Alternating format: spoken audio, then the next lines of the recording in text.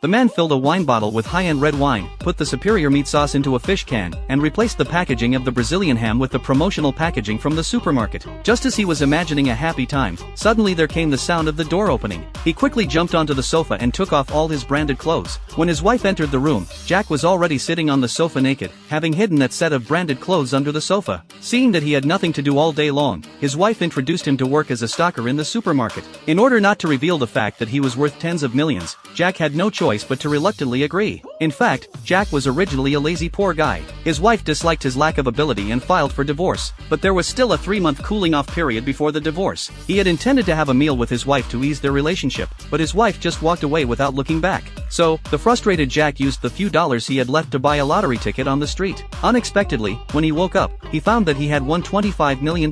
He quickly drove to the mall where his wife worked, wanting to share this joy. However, he unexpectedly saw his wife acting intimately with her boss.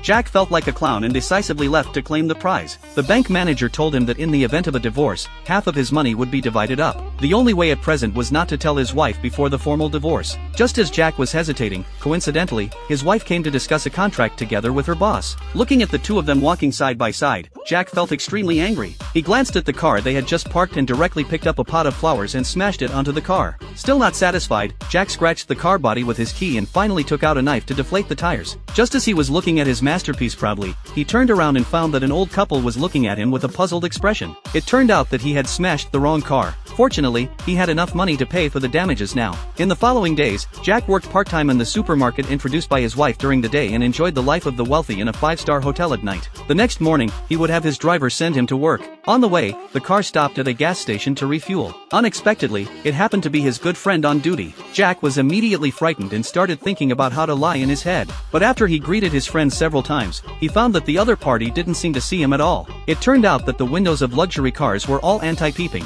On this day, Jack had a rich meal outside. Unexpectedly, when he got home, he saw that his parents-in-law had come to visit.